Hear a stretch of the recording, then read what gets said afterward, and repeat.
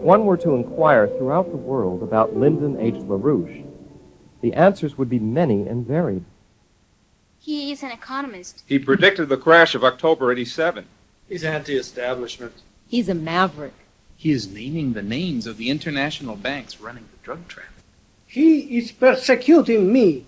He's the author of the SDI. He's the one with the program to fight AIDS. It's time to teach that guy a lesson. Now, as you know, I'm quite a center of controversy around this country these days, particularly around Washington. I'm in a fight with Henry Kissinger on every policy involving foreign policy in general and monetary policy. And it is said around Washington that whoever wins that fight, Kissinger or I, whether I influence the policies of government or whether Kissinger continues to influence those policies, will determine the fate of this nation. One of the noblest politicians in the United States, Hewlin E. Jack, former borough president of Manhattan, who knew him well and personally over a period of many years, called him America's greatest son, and said, Lyndon LaRouche can fight to keep America strong. At the same time, he fights for the dignity of man everywhere. Let us go back to being a great industrial power, an agro-industrial power flourishing in scientific and technological progress. Let us be again what was said of us at the establishment of our independence from the feudalistic policies of Britain, a temple of liberty and a beacon of hope for all mankind. Let us again be the defender of the smaller, weaker nations of the world against colonialism and imperialism in all their manifestations. Let us build among the sovereign nation-states a community of principle according to natural law, as Pope Paul VI, Populorum Progressio, beseeches us to do. Let the President of the United States be a person who knows that his or her most essential duty is that of the chief magistrate of a great republic. Let the frightened and oppressed of our own and other nations around the earth look up with just hope from their injured circumstances and say to themselves, this is an injustice which the President of the United States would not tolerate if he knew of it. Let that opinion be justified. Indeed, those who know Lyndon LaRouche, be it through close personal collaboration or through public contact and discussion with him, will characterize him as a man who has devoted his entire life to the big issues facing mankind, as German poet Friedrich Schiller would have put it. For him, born an American, the heritage of the Founding Fathers is embodied in these words in the Declaration of Independence. We hold these truths to be self-evident, that all men are created equal, that they are endowed by their Creator with certain inalienable rights, that among these are life, liberty, and the pursuit of happiness. This precept has served as a guide for his entire life. His commitment to fight for the inalienable rights of man, of each individual on earth, has always dominated his outlook and his activities. A decisive factor in his formation was his encounter at the age of 14 with a man who was to become one of his best friends and to accompany him his whole life, Gottfried Wilhelm Leibniz, the great German statesman, philosopher, economist, and scientist. Leibniz can be considered one of the early promoters of the first republic in the history of mankind, the United States of America, a republic established against the power of the British oligarchical empire, a republic based on natural law. The essence of natural law is that every human life is sacred, and that the development of the creative mental potentialities of each and all individuals is also the sacred duty of society, and that also society must afford to each and all persons the opportunity to employ the developed potentialities in some way which contributes good to present and future generations. That no man is compelled to go to his grave like a mere beast.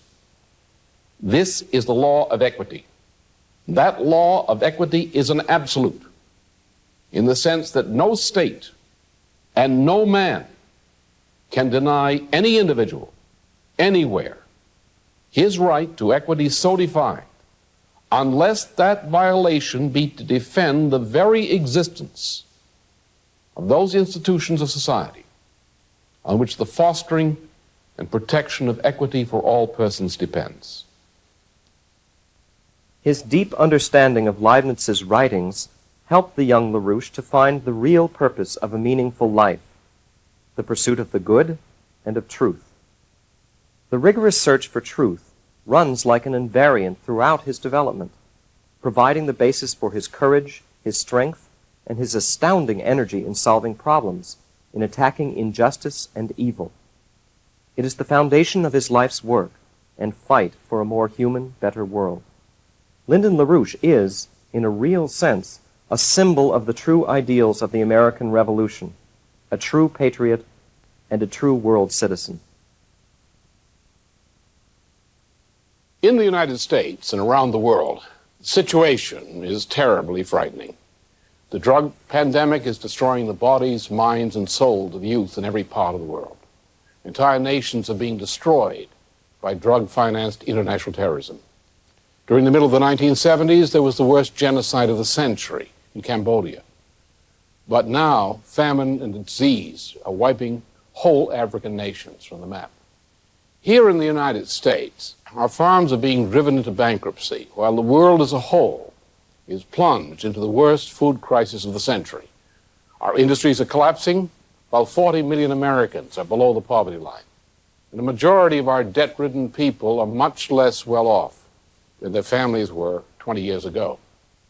We are now at the brink of the worst worldwide financial crisis collapse in modern times. Possibly the deepest depression in our history could hit us during the coming 2 years. Some who say that they will set the policies of the next administration are proposing to let the International Monetary Fund increase your taxes, dictate our federal, state, and local budgets, reduce the incomes of our people, and forbid new investments in agriculture and industry. According to powerful circles in Western Europe, Europe will go under the dictatorship of a Europe-wide super government after the European parliamentary elections of 1992.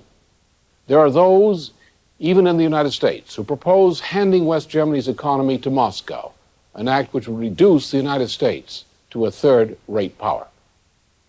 Leading members of the European establishment are saying to my associates there that these developments are a sign that an entire era of modern history is coming to an end.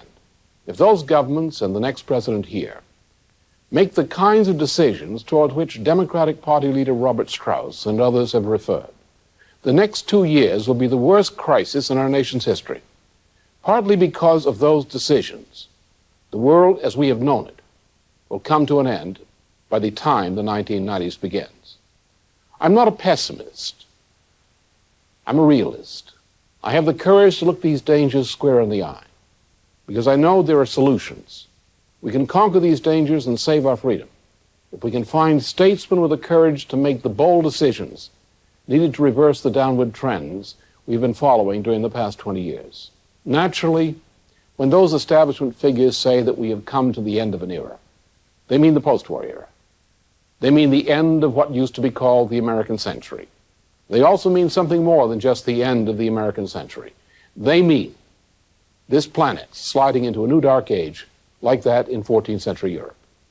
They mean the end of everything civilization has achieved in the cause of human freedom in Europe and the United States since the famous Council of Florence set modern civilization into motion back in 1439. I bring you terrible facts, but I also bring you a message of hope. His message of hope has been clearly understood throughout the world, especially the American people. And as his power increased in the fight for the Democratic presidential nomination in 1980, 84, and 88, he was singled out by the forces of evil as their main enemy and target.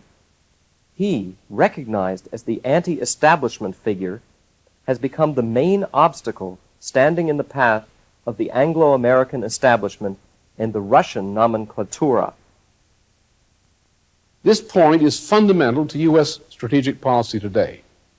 So it's important that you understand the core of this problem as clearly as possible.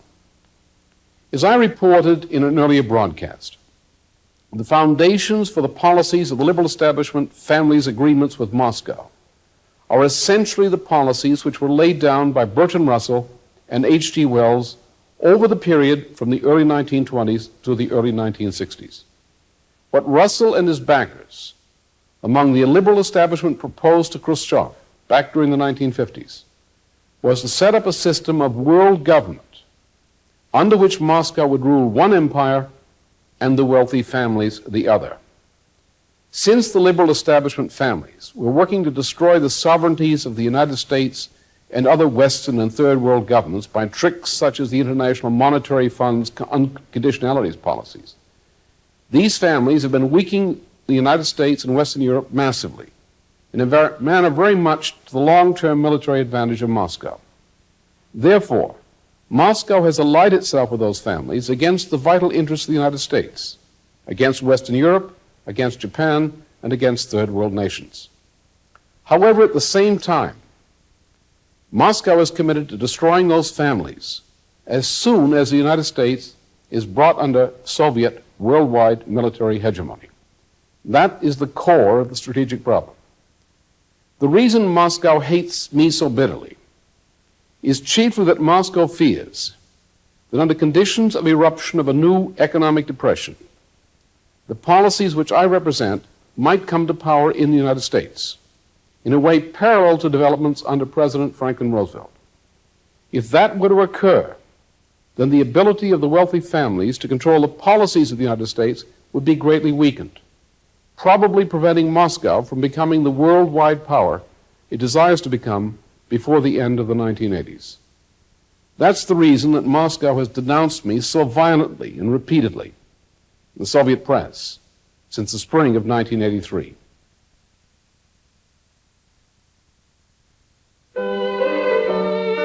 Lyndon H. LaRouche Jr. was born into the evangelical faction of the Religious Society of Friends in Rochester, New Hampshire, on September 8, 1922. His family was steeped in 5 generations of family traditions.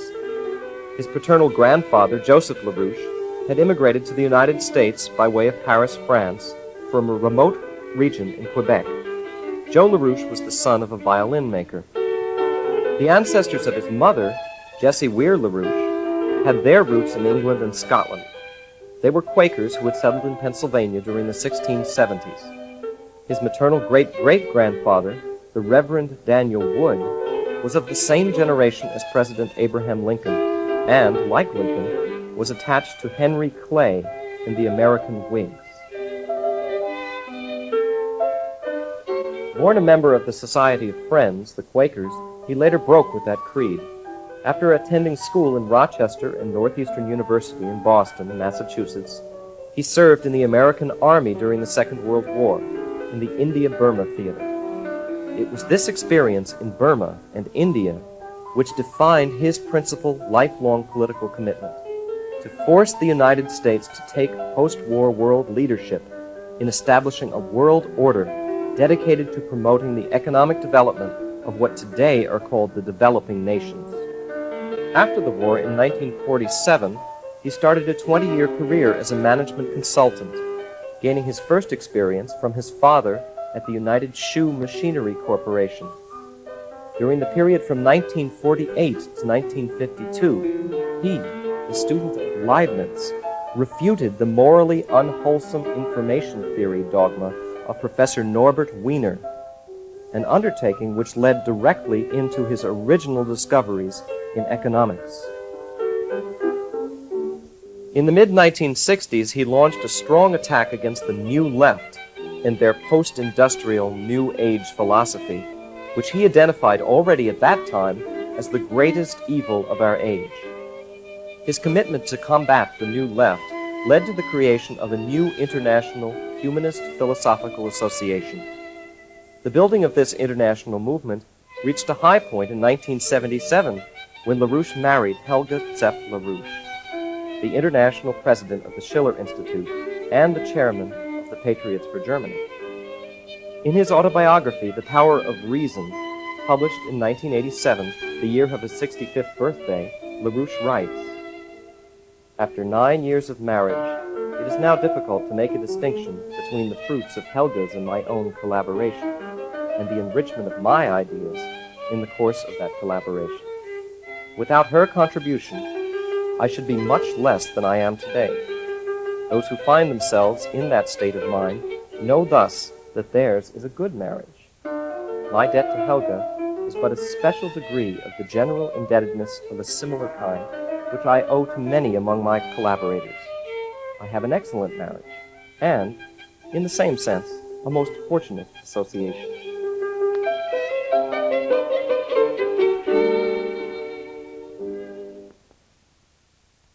On September 8, 1987, his 65th birthday, his friends throughout the globe, artists, military men, leading politicians, scientists, and theologians, used the occasion to celebrate and honor a man who has contributed to enriching their own lives' activity, who has endowed his era with boundless treasures.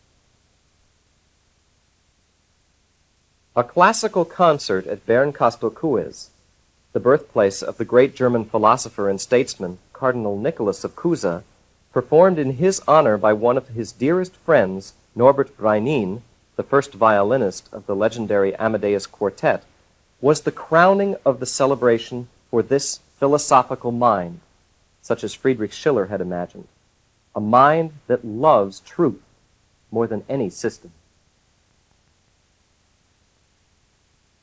Throughout his life and work, there has been one guiding principle: his fundamental questioning and desire to understand the lawfulness of the physical universe better and more completely, and to himself contribute, through his own work, to the expansion of knowledge of that lawfulness for the benefit of mankind. He is passionately filled with the idea that only human reason represents a worthy state of mind, and that the lawfulness of human reason possesses an internal harmony with physical creation. Therefore, the individual human being, like mankind as a whole, can only prosper when man respects that harmony in his daily practice. The most obvious empirical actuality of the existence of any human individual is that that individual is born and must ultimately die.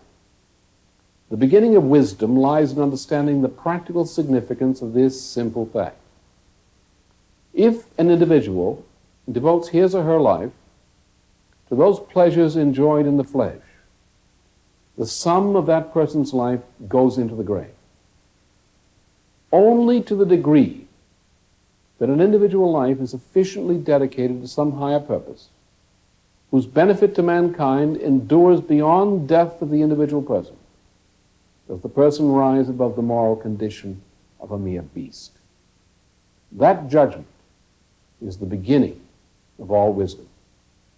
The wise individual dedicates himself or herself to contributing good to the advantage of present and future generations, as each person must desire to accomplish in living something which elevates his moral condition above that of an irrationalistic, hedonistic beast. So the contribution of good to present and future generations of mankind is the only true personal self-interest of any person. The first problem is that of discovering what is this good. The injunction from Genesis supplies the germ of the answer to that question. The good done by individuals is the individual's contribution to the fulfillment of that commandment. The individual must not merely accomplish that in terms of his or her individual acts. The individual must contribute to increasing the fruitfulness of present and future generations. To contribute a useful scientific discovery is the paradigm of the good. Yet we must know that scattering individual good deeds may be of no benefit if society around us destroys that good more or less rapidly as we scatter it about us. We require a society which fosters the good and which acts to nullify that which opposes the good. The highest good we may contribute, therefore, is the improvement of the institutions of our society to the effect that society itself better fosters the good. contribution to the advancement of science and culture of society is the most powerful and most durable expression of the good. Yet to act efficiently for the good, we must be developed and must work consistently and constantly to develop ourselves. We must increase our powers to know the good, and also increase our power to act efficiently in the service of what we know to be good. Similarly, we must foster the initial development of such powers in children. We must contribute to fostering in society those institutions and habits of practice which encourage and otherwise aid men and women to continue an efficient process of self-development to these ends. The principle of self-development is the principle of discovering with ever-diminishing imperfection what the lawful ordering of our universe is. In other words, the principle of self-development is a principle of scientific discovery. He has created new concepts which go beyond the knowledge and stage of development of our historical epoch to lay the foundation for many generations to come. His work in economics, indeed, must be considered one of his greatest contributions to human knowledge.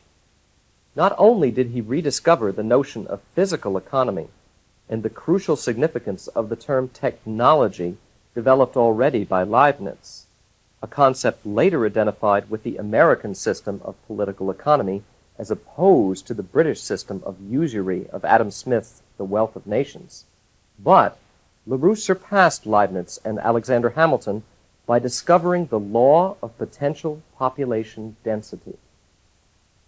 By the term economic science, we mean that science as first developed by Gottfried Leibniz during the period 1671 through 1716. Economic science, strictly defined, is a branch of physical science. Leibniz's discoveries establishing economic science include his development of the proper scientific meaning of the terms work, power, and technology, terms which Leibniz defined as an outcome of his mastery of the principles of design and function of heat-powered machinery. With the development of heat-powered machinery, the possibility was set into motion, in Leibniz's words, by which one man could perform the work of 100 others. Secondly, the most characteristic feature of machinery and similar processes in general is the transformation of the power supplied to the machine, or to an analogous process, to a relatively higher energy flux density. To see how the population has grown during the recent 400 years, look at the estimates on your chart now on your screen. Through various stages of technological progress, our population is more than 450 times the level possible for primitive mankind. Under conditions made possible by modern technology, many persons can expect to live to more than 70 years of age. The potential population density has increased by more than 450 times. We can restate that this another way. The productive powers of labor have been increased by more than 450 times. This increase has been the result of successive technological revolutions. First, there was the development of fishing near the mouths of major rivers. Out of this came the development of simple water vehicles and the beginnings of simple urban settlements based on fishing. Out of this came the development of simple agriculture. Agriculture developed best in settlements near the mouths of important rivers and spread upriver. There were revolutions in the development of materials and tools. There was the use of animal power, water power, and wind power to supplement the muscles of human labor. Then, beginning the end of the 17th century in Europe, there was the revolution based on burning of coal to produce heat to power machines. Out of this came chemistry, and later the use of electrical power.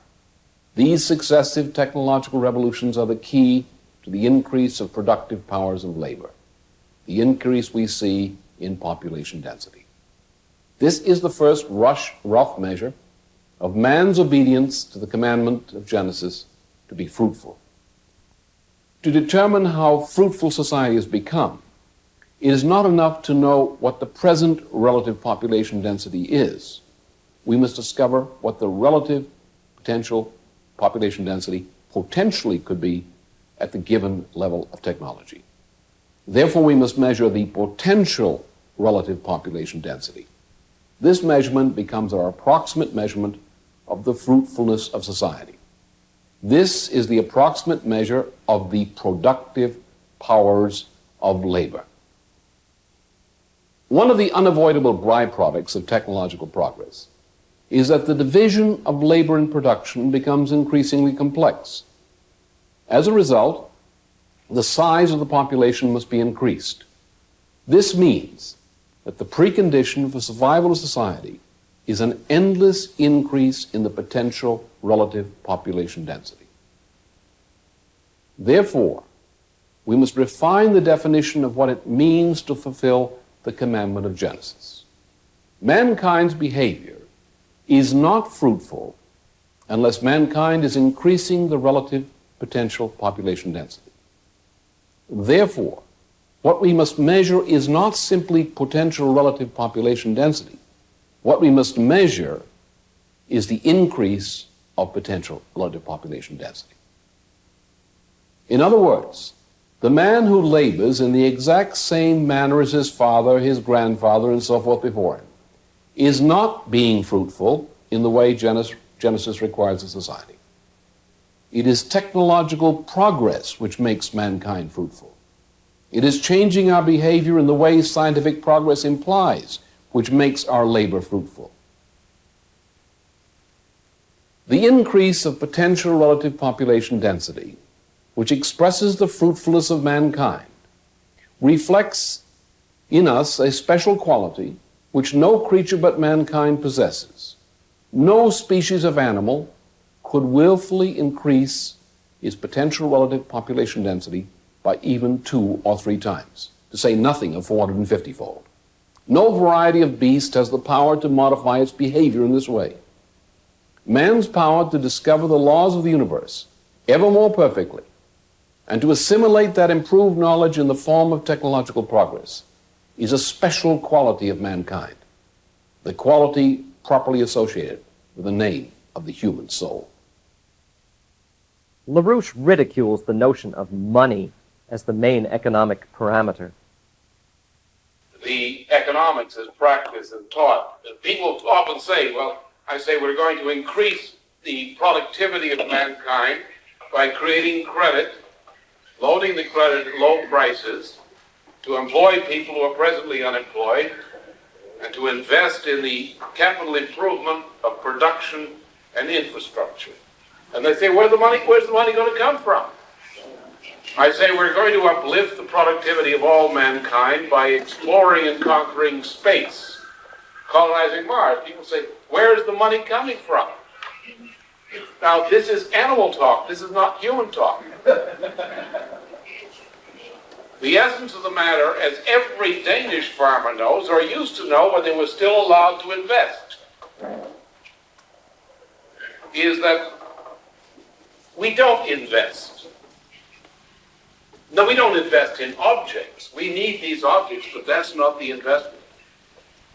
What we're investing in, and every farmer knows that in particular, modern farmers, or used to know it, or can remember when they knew it, that during the past 50 years, and the past 40 years in particular, the farmer in Europe and the United States has increased over tenfold the productivity of labor per capita and per hectare, in terms of combined quality and quantity. But what did you do? Yes, energy was required. Without energy per capita, there is no possibility for the development of man's income and conditions of life. But what else did you do besides use more energy and objects that enabled you to use more energy efficiently per hectare, per capita? The energy you used enabled you to use efficiently creative mental powers of the mind. The same powers of the mind which we know every time that any of us back in school days lived through the process of attempting to reconstruct a scientific discovery by someone before us. We learn this every time a little child of less than 1 year or 2 years experiences joy in succeeding in building with blocks something they couldn't build before. And the adults looking on are driven near to tears of joy to observe the joy of this child building with blocks. The creative powers of mind. Not to have productivity is, as the Greenies propose we have not productivity, is pure Satanism. If I reduce man to a form of society in which the practical employment of the creative powers of mind is forbidden, I have degraded the condition of man to that of a beast. And men begin to behave toward one another as Greenies do, as beasts. One should understand what the Greenie environmentalism is. This is Satanism. What is it? Pure Satanism. Where does it come from? This is the Phrygian cult of Sibylla Dionysius, which was conceived with precisely the program to destroy the cities, to recruit the youth of the people of the cities into the countryside, to dance to strange rhythms, to perform strange sexual acts, to get into alcoholic and other kinds of intoxication, to become assassins, to go into the city, to destroy, murder their own parents, and to destroy the city. To return man to a condition, they said, a natural condition like the beast. What we are fighting for in production is not the gratification of the senses with material goods. What we're fighting for is the principle of human labor. Human labor, not labor by humans, but human labor. The use of the creative powers of mind to increase man's power over nature, that we might produce more human beings, each representing this creative power developed to a higher state.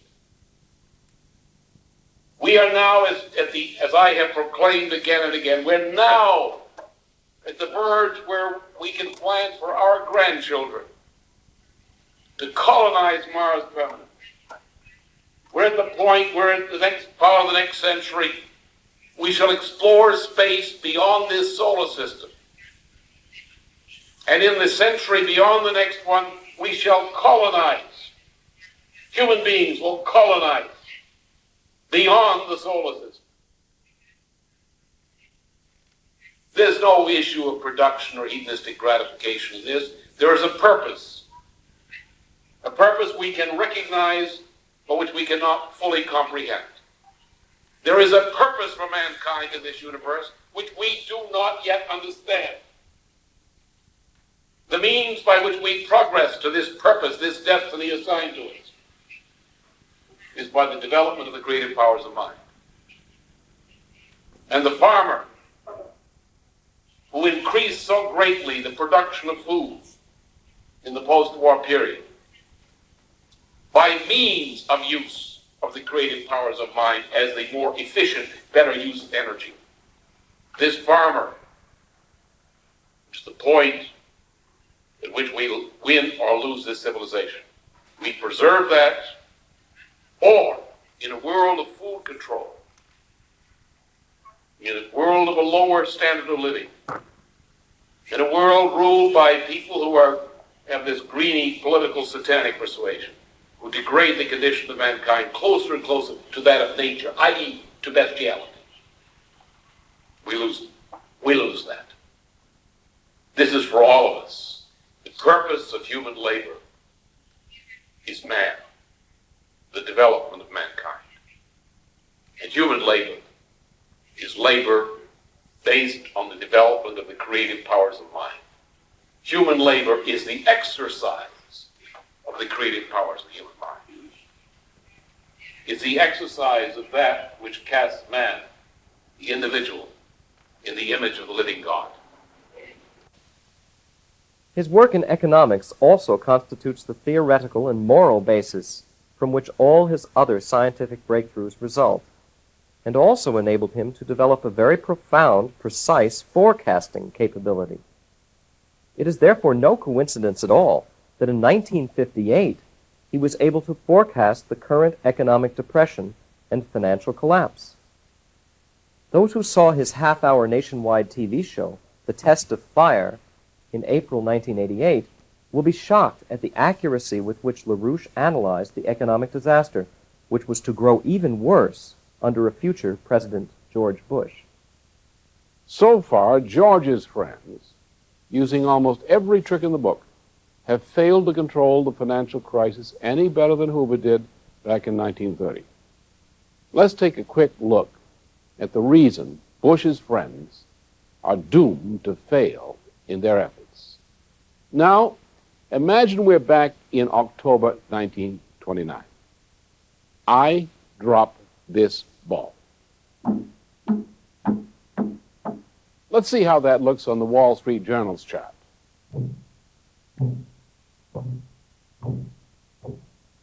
The picture isn't exactly the same, but the general idea is about the same. Now, come back to the middle of October 1987.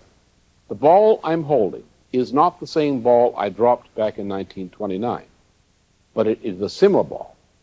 The same thing happens with this ball in 1987 and 1988 that happened in 1929 and 1930. Why should an economy act like a bouncing ball, back in Hoover's time and again today? One reason is that the Reagan-Bush administration has acted almost exactly as the Coolidge and Hoover administrations acted to create the Great Depression of the 1930s. If our government in 1988 makes exactly the same mistakes which the Hoover administration made back in 1930, the results will be approximately the same. Times change, but the laws of nature do not. There are physical laws which cause a financial collapse to resemble a bouncing ball whenever a financial collapse is caused by a prolonged contraction of industrial and agricultural production. All of the ordinary rules of market behavior go out the window. Once the crisis begins, the financial markets do not go all the way to the bottom in the first panic. After the first drop, the markets tend to stabilize so that foolish people may believe that a recovery has begun.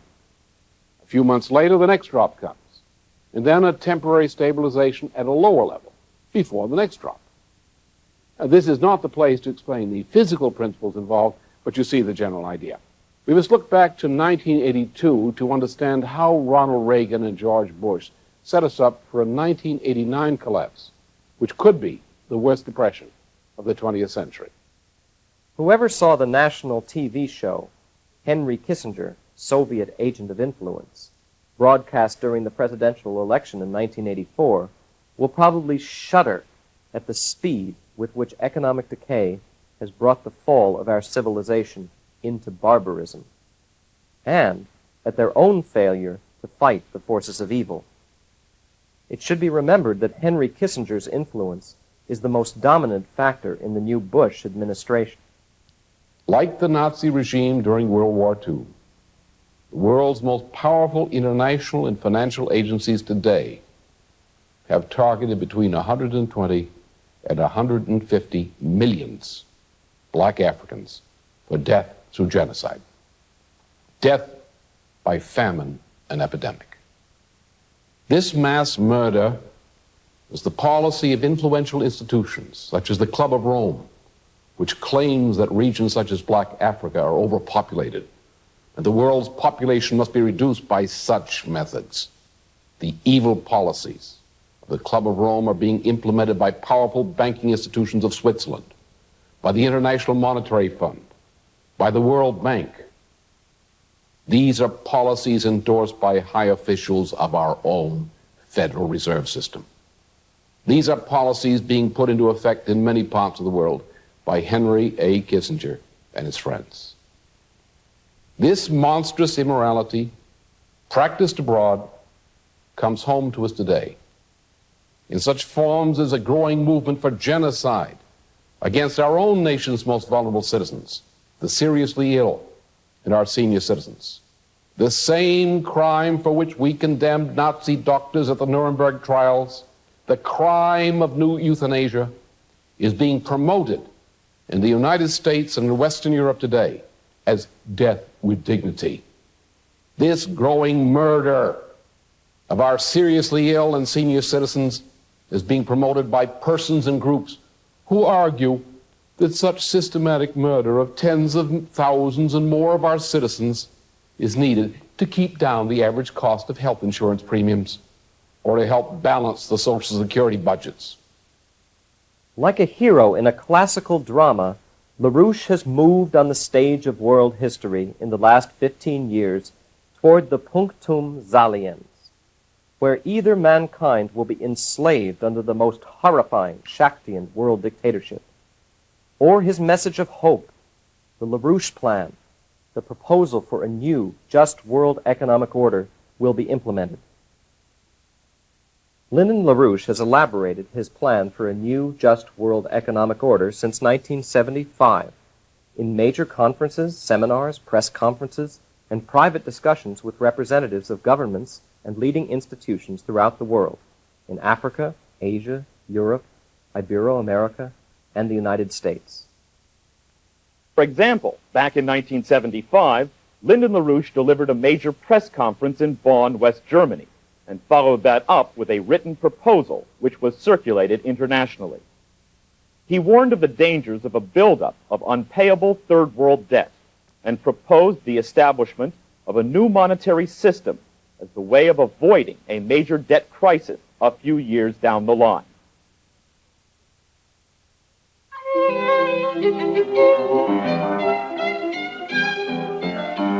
August 1976.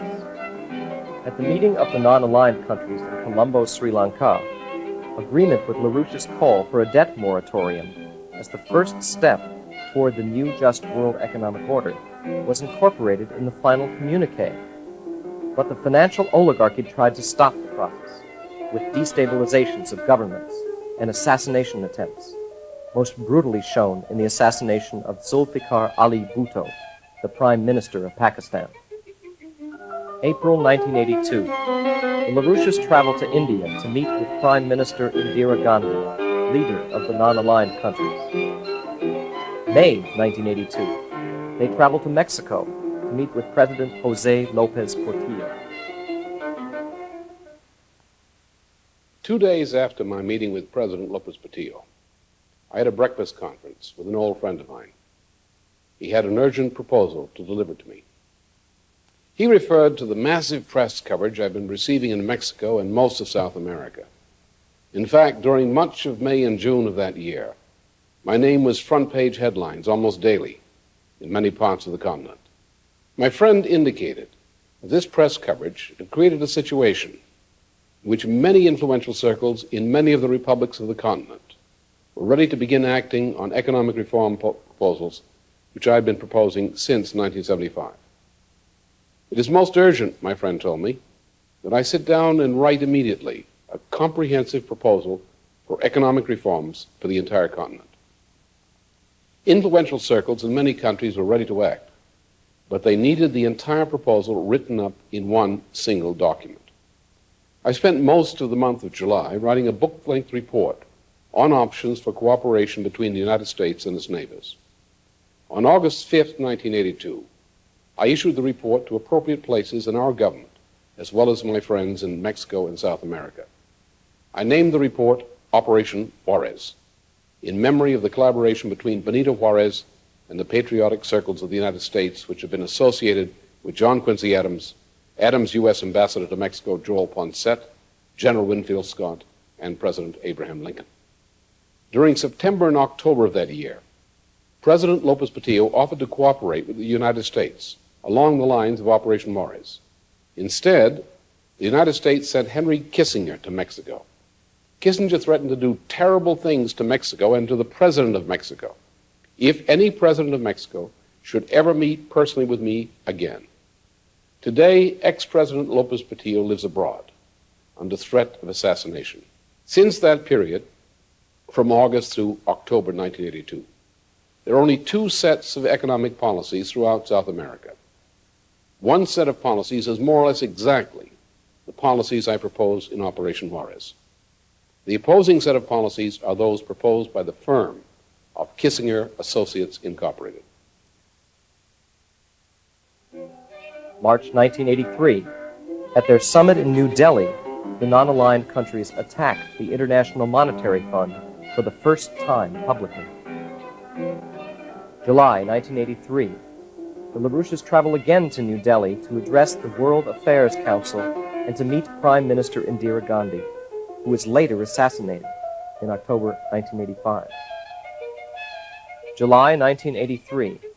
Private discussions in Tokyo, Japan, with leading politicians, economists, military leaders, and scientists. July 1983. Discussions in Thailand on the development of the Kra Canal, one of LaRouche's great projects for the Pacific Basin. October 1983. LaRouche addresses a conference in Bangkok, Thailand, on the industrialization of Thailand. June 1984. LaRouche flies to Buenos Aires, Argentina, for meetings with leading Peronists, military figures, and President Raúl Alfonsín. September 1984. The LaRouches are invited to Japan. March 1987. In Lima, Peru, the LaRouches address a conference of the Schiller Institute and have private discussions with leading parliamentarians and military men.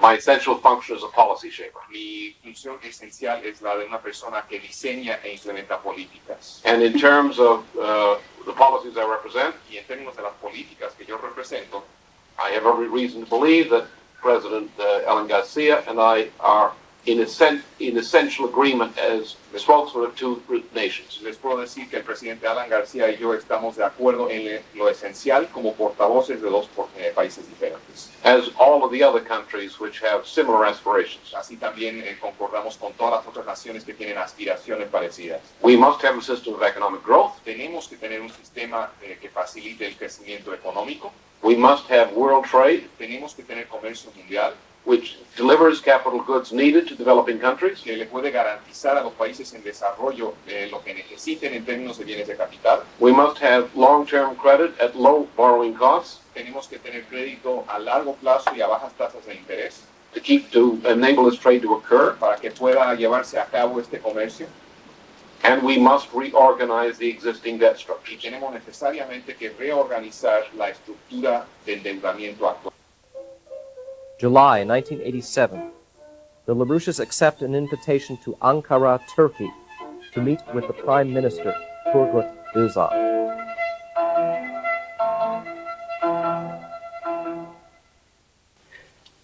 I shall not exactly discuss what I said with the Prime Minister Özal or the Foreign Minister or the Defense Minister or some others. These were private meetings, and it wouldn't be proper for me to discuss the content of them. But, of course, the circumstances under which I'm here, as far as I can discuss and shall discuss. I shall say, first of all, one thing, which I think many of you will understand, and I shall speak with as much delicacy as is required by the fact that I'm a guest of this sovereign state, whose sovereignty I respect highly. And I will not meddle in the internal affairs of this country, nor do I wish to meddle in the relationship of this country's government to my state province. However, as a presidential candidate, I'm free to say certain things, and I shall say them. So you understand. Now, on the subject of Prime Minister Andreas Papandreou, I have a dossier which includes material on Mr. Papandreou, which covers a period of about 50 years. January 1988, Andover, Massachusetts. LaRouche speaks at a conference of the Schiller Institute about the tasks of establishing an equitable new international monetary system. March 1988, Cologne, Federal Republic of Germany. LaRouche speaks on the new just world economic order. May 1988, Nancy, France. The LaRouches address a conference at an international movement of farmers and consumers called Food for Peace, initiated by LaRouche with growing support in Asia, Europe, Ibero-America, and the United States. September 1988, they traveled to Taipei, Taiwan, for meetings with the leadership of the Kuomintang. November 1988, LaRouche speaks in Chicago at a Food for Peace conference.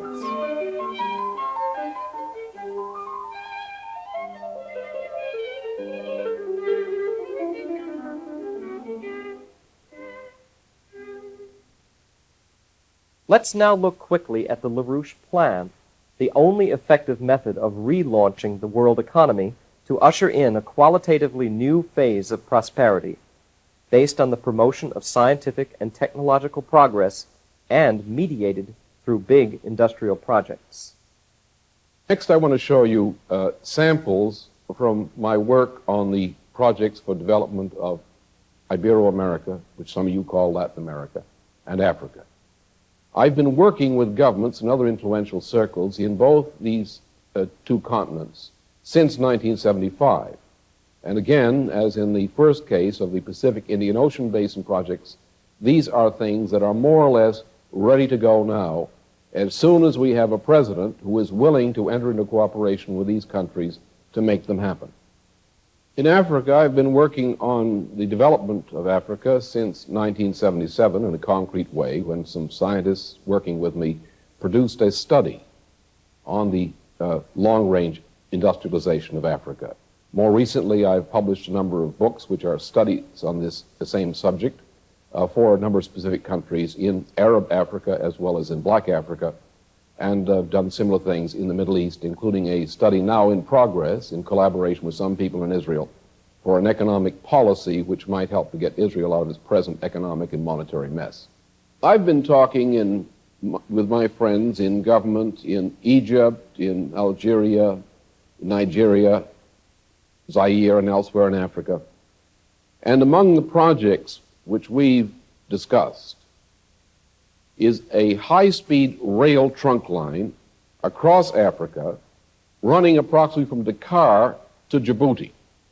Without such a rail link, it is impossible to develop what is called the Sahel, sub-Saharan Black Africa. This would begin with a rail line in the northeast of Nigeria to a railhead in Sudan, through Chad, which means we're going to kick that Soviet agent Gaddafi out of Chad. And Chad, one of the most miserable countries in the world, is going to become a developing area. This is going to be a vindication of what President Roosevelt described to Churchill as American methods, American 20th century methods. In LaRouche's grand design, the mission for the West to make development the name for peace includes not only the development of the Southern Hemisphere, but also the gigantic project of colonizing space. The Mars colonization program, for me, even though it is necessary, it is practical, scientifically, economically, the most important thing is to reach out around the world to these poor little children from poor families in the villages and the ghettos of this world, and to inspire them to say they have a government which has a 50, 100-year commitment, which ensures that they have a future, which tells parents that that government is ensures that their children and their grandchildren have a future. And if we can do that, and if nations will share in that attitude, developing the developing sector, cleaning up this planet, making it livable, and exploring space, I think we will survive quite nicely. And I think that will be a happier world than the kind of insane world which my own country has so much responsibility for helping to create. Thank you very much. In a nationwide TV address called The Woman on Mars in February 1988, LaRouche called on Americans to realize their mission in space. There are two reasons we must choose a Mars project as the way to achieve the rates of economic growth needed. First, there are powerful reasons we must have a colony on Mars. to achieve certain very specific kinds of scientific breakthroughs we shall need on Earth, we must do the kind of astrophysical research we cannot do without a Mars project. The practical purpose is to build up a system of giant radio telescopes as far away from the sun as possible. To sustain the scientists and engineers working on these space laboratories, we need a nearby logistical base. To support those scientists and engineers requires a population about the size of a medium-sized city on Earth. Since Mars is the nearest location which meets the requirements, we must colonize Mars. The second reason is that the Mars project uses every frontier technology we might expect to develop during the coming 50 years of scientific research. That means that the space program will be supplying our civilian industries with the most advanced technologies possible at the most rapid rate, putting the United States permanently in first place in technology. These technologies include plasma processes, which are not only energy sources for all mankind during the coming 50 years and more, but also the new basic industrial technologies. Once we can bring sufficient cheap energy to bear, not only to boil tungsten, but to heat it into a plasma state, all limits to natural resources, as we now define such limits, cease to exist. A second related technology is that represented in a primitive way by today's laser machine tools.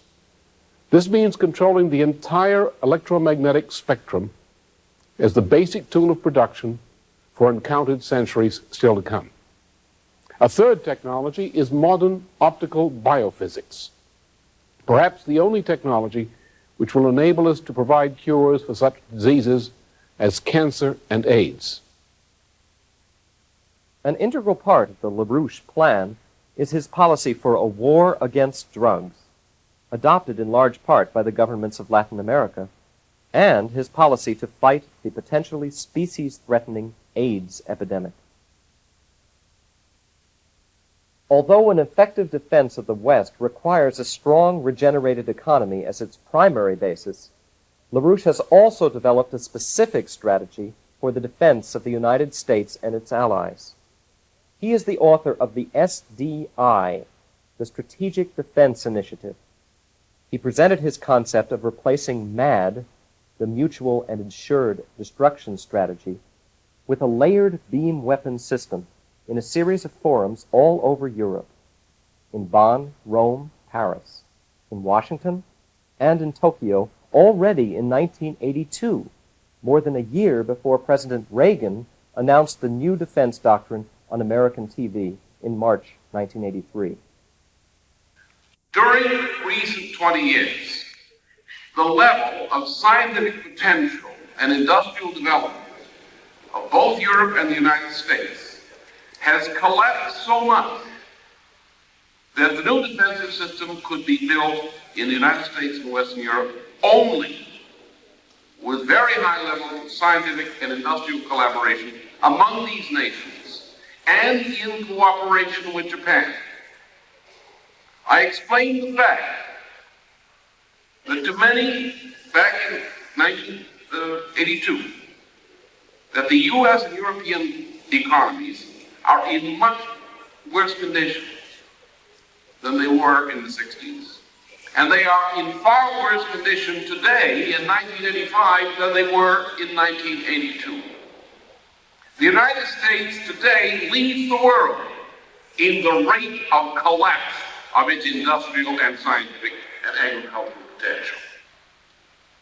Second, I also said, and it's still a fact today, that compared to the cost of developing such a defensive system, it would cost the United States, and the cost of not developing such a system, it would not cost the United States and Europe a single penny in net cost to develop a strategic defense initiative and to deploy it. I explained then, and I say again today, that the technological spillovers of the strategic defense initiative's development would transform the civilian economies of Europe and the United States and Japan, and would unleash the greatest explosion of technological progress and production of wealth in the history of mankind. The benefits of those technological advances in our economies would more than pay the full costs of building and maintaining a strategic and tactical defense of the NATO allies. The third point I made then is that there is no difference between protecting the United States and its allies from Soviet thermonuclear missiles and revolutionizing the defensive capabilities of Western Europe in general, and of the Republic of Germany in particular, of course. And the same technology is required to stop the Soviet intercontinental missile in mid-flight are the technologies needed to stop General Nikolai Orgakov's planned 1988 military assault in Western Europe through Germany, Greece, and the Baltic. I confess that there are influential supporters of the SDI inside the United States who believe that the United States should not share fully the most advanced parts of its SDI technologies with Western Europe and Japan.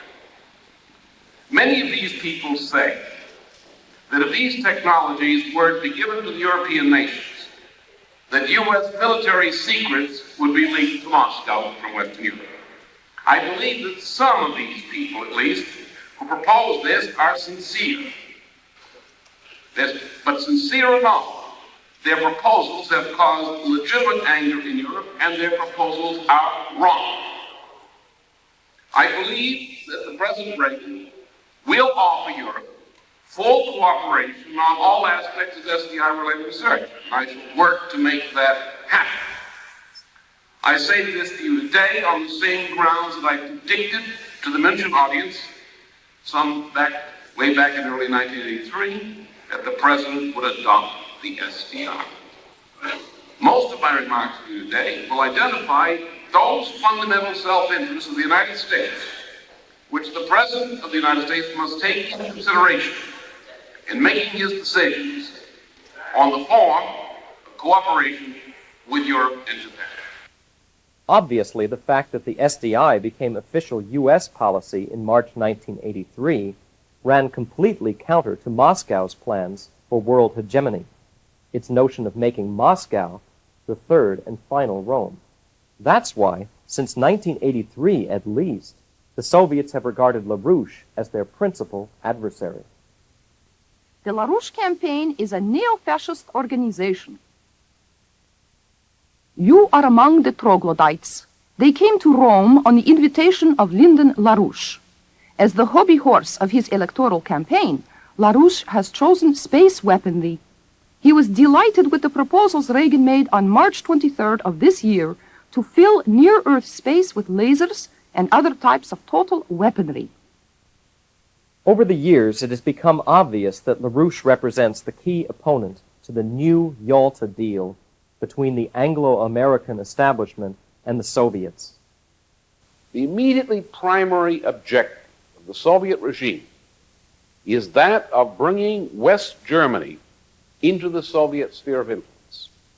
The entirety of Soviet geopolitical strategy for world domination depends upon Henry Kissinger's March 5th Time magazine proposal for decoupling the United States from West Germany.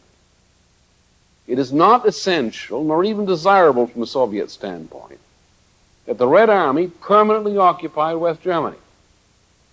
Once West Germany falls into the Soviet sphere of political and economic influence, all of Western Europe becomes immediately strategically indefensible.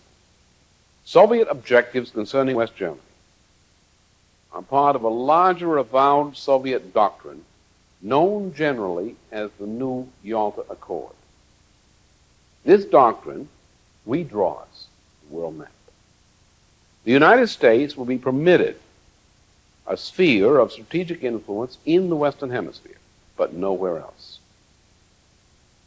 The demanded Soviet sphere is to include all of Western continental Europe and the Mediterranean and all of Asia. Concerning the U.S. assigned sphere of influence, Soviet demands are limited to three. The United States shall never again attempt to equal Soviet forces in the mass or quality of weapons systems deployed. 2, the United States shall confine its strategic influence to Britain and the Americas. And 3, the United States shall maintain and expand its commitments to the Soviet Union in matters of trade, in such agricultural and other products as Moscow may request. During an historic visit to West Berlin, Germany in October 1988, LaRouche presented his grand design for Europe as an entente of sovereign republics.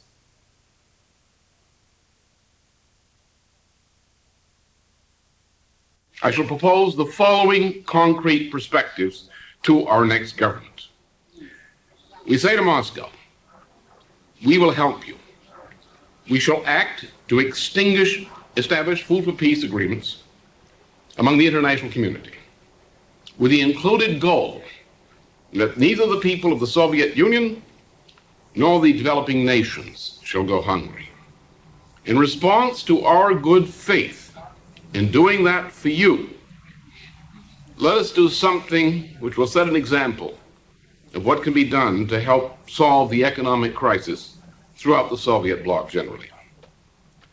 Let us say that the United States and Western Europe will cooperate to accomplish the successful rebuilding of the economy of Poland, a kind of Marshall Plan aid to rebuild Poland's industry and agriculture. If Germany agrees to this, let a process aimed at the reunification of Germany's economies begin. And let this process leading toward reunification be the punctum saliens for Western cooperation in assisting the rebuilding of the economy of Poland. Looking at the totality of LaRouche's work, it's clear that this remarkable and exceptional man, unique in his century, is the most noble and beautiful expression of our Judeo-Christian humanist culture.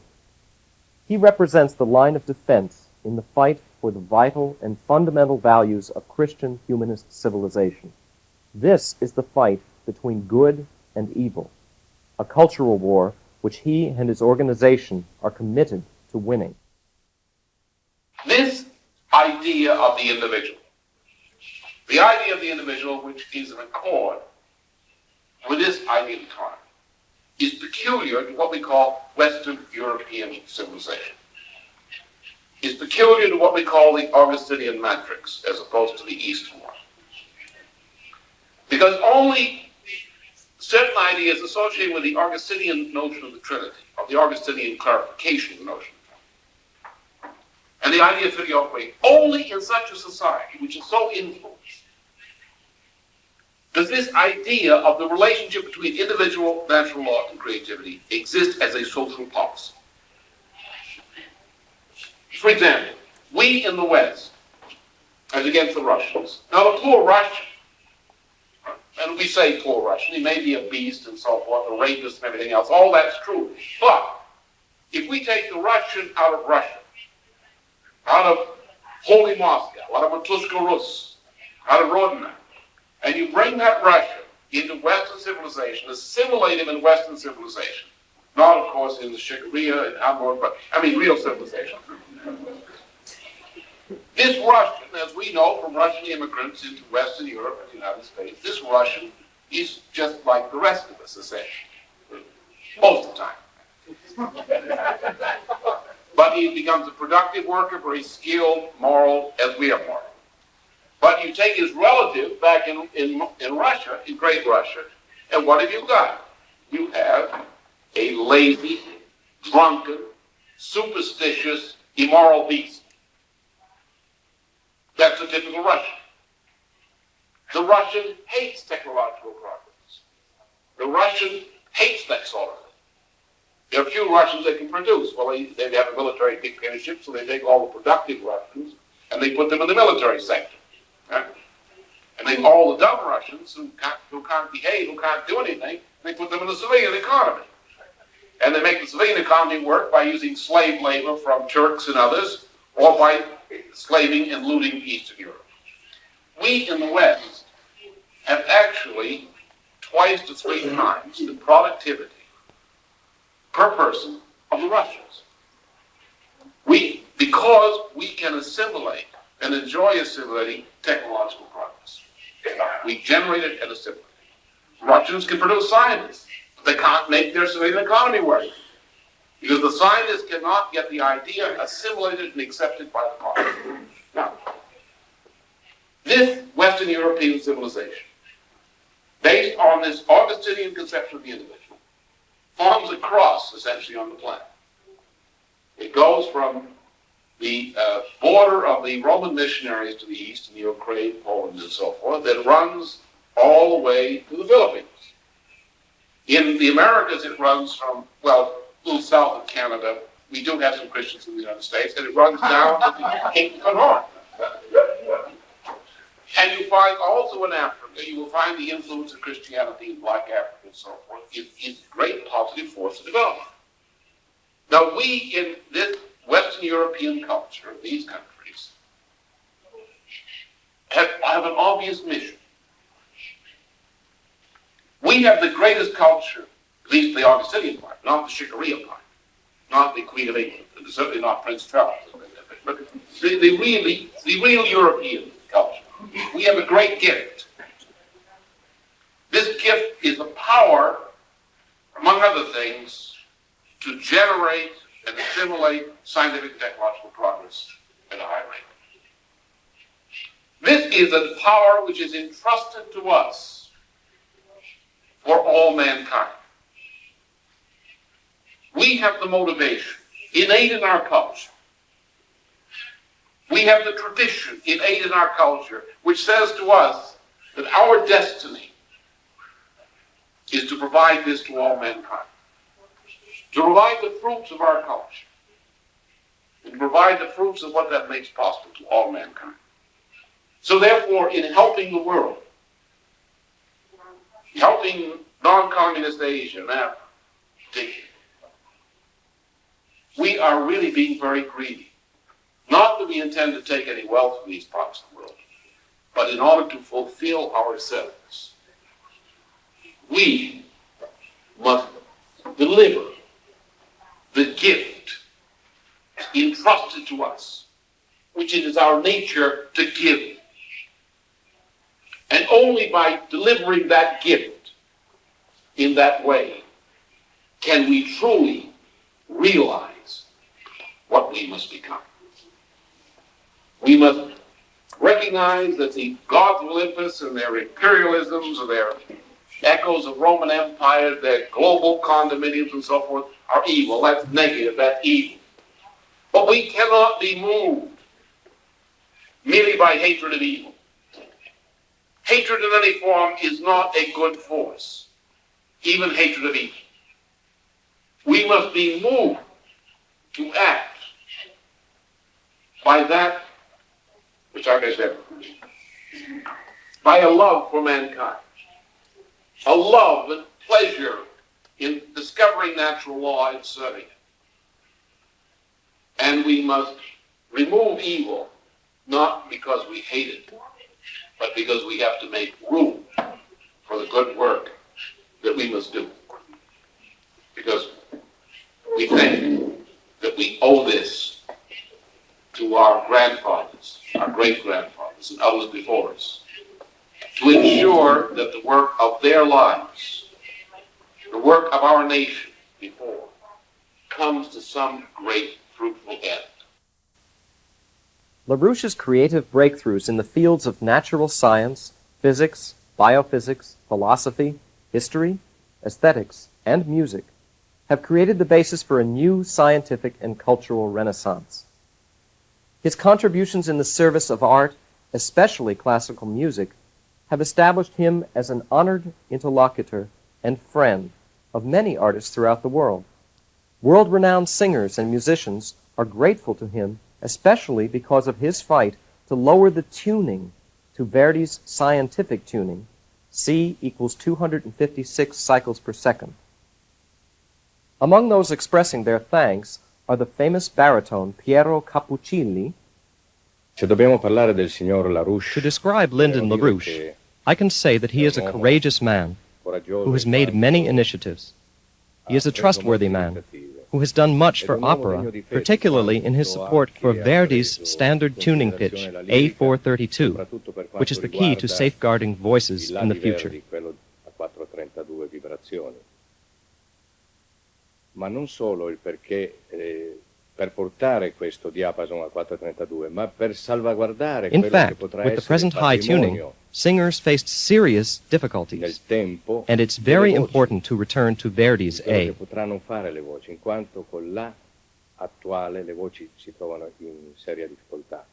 Verdi Se was right, vogliamo and avere Mr. ancora LaRouche, with his dei initiative, cantanti has validi, also understood how important it is effettivamente to go ritornare a back to quello che singing Verdi half a step lower. voleva. Verdi non ha mai sbagliato e penso che anche il signor LaRouche che abbia Mr. LaRouche has a broad-ranging mind, which extends into all fields of knowledge. sia il cantare quasi mezzo tono sotto. Personaggio molto eclettico questo signor And I LaRouche, must say that LaRouche is a person who spazi knows what he's insuddicati, doing. e devo dire che è una persona molto in gamba. Speriamo che ce ne siano anche I wish tante there were altre more uguali. people like him. And Norbert Breinin, the first violinist of the legendary Amadeus Quartet. I met Lyndon LaRouche through my work with the Amadeus Quartet, of which I used to be the leader until one of my colleagues died last year. I was always astonished about Lynn's knowledge about music, which was far above that of many practicing musicians, and certainly way above that of most laymen. He displayed the kind of analytical mind, the kind of truth-seeking which one associates with a real scientist.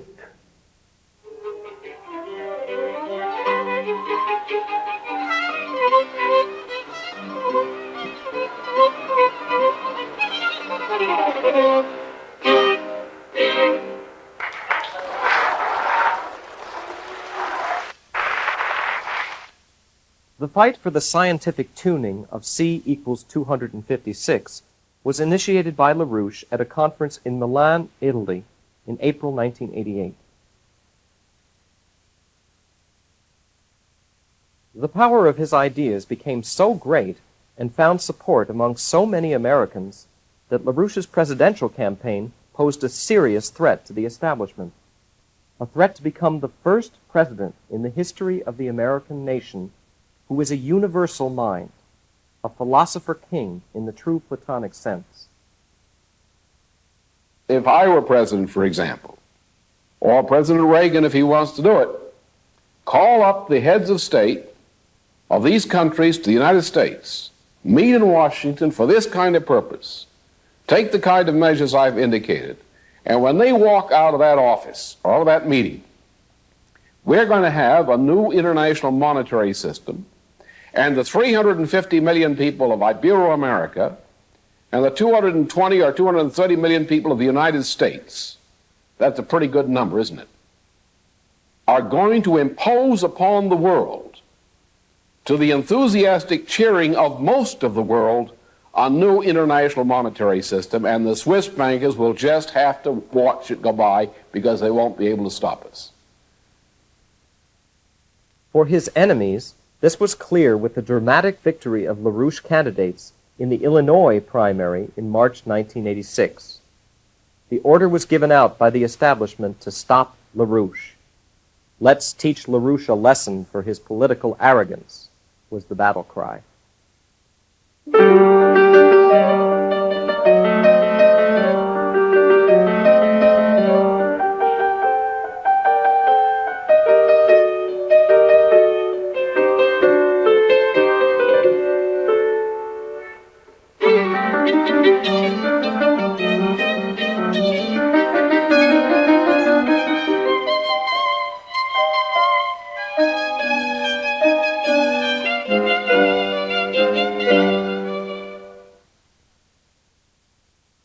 The Anglo-American establishment, with its Russian counterparts, used their influence in the media, law enforcement, and the U.S. Department of Justice to orchestrate a political witch hunt aimed at destroying LaRouche's public reputation. Character assassination was to be the prelude to his physical elimination. The former head of German military counterintelligence, the MAD, retired General Paul Albert Scherer, went on nationwide television in the U.S. to denounce this character assassination. Dieser teuflischen Brunnenvergiftung. The Soviets' diabolical poisoning of the wells and their cynical strategy of deception includes actions to muzzle, slander, criminalize, and eliminate important vanguard thinkers in the West. Lyndon LaRouche is one of these top-ranking target persons, as many experts have stated. In the global context, the Soviets have classified him as their deadly enemy number one on the KGB's list of Americans alive today. LaRouche emerged as a dire threat when he developed the idea of the SDI to defend the West, a concept which was adopted by President Reagan in 1983. Ever since then, a campaign of character assassination has been running against him at full throttle. If the accusations leveled against LaRouche were true, we would have to seriously warn against him. But, and this I know, there is no truth to them. Why am I standing up for LaRouche? Because I have come to know him personally as a far-seeing, highly committed person of unimpeachable integrity, as a policymaker, as a modest, honest, and deeply religious human being, whose overriding concern is the future of Western civilization. We in Europe depend upon our alliance with America, and Lyndon LaRouche would never let us down. On January 27, 1989, in Alexandria, Virginia, in the most horrendous political show trial, worthy of Hitler or Stalin, and without precedent in U.S. history, LaRouche and 6 associates, convicted on hoked-up charges of conspiracy to commit tax evasion and fraud, were sentenced. LaRouche, at the age of 66, was given a ridiculously long prison term of 15 years and was immediately imprisoned, despite a pending appeal. A storm of protest all over the world was unleashed by this expression of KGB Nazi justice against LaRouche. Circles in Europe drew the historical parallel to the People's Court of Roland Freisler in Nazi Germany. Others, like retired German Brigadier General von der Heydte, a well-known expert in constitutional and international law, have compared the trial against LaRouche with the Dreyfus affair in France in 1894. In Ibero-America, the treatment of LaRouche has been understood as the climax of the long series of treasonous acts which the United States has committed against its friends and allies in this century. A nation which treats its greatest sons, such as Martin Luther King, John F. Kennedy, and now Lyndon LaRouche, in such a way, brings its own punishment upon itself. Millions of people throughout the world have realized that in the Nazi KGB show trial of Alexandria, Virginia, in reality, the entire concept of a new and just world economic order and our Judeo-Christian humanist culture, best embodied in the Constitution of the First Republic in history, the United States itself, was on trial. In Asia, the Mideast, Europe, Ibero-America, and the United States, citizens have stood up against this injustice. In demonstrations, vigils, petitions, and hunger strikes, the movement to pardon and free LaRouche has grown ever stronger. This movement will not rest until the final Martin Luther King Tribunal, acting on behalf of the highest agency of justice, has prosecuted and judged those who are guilty of defiance of natural law. As Friedrich Schiller said, world history is the court of world justice. Thank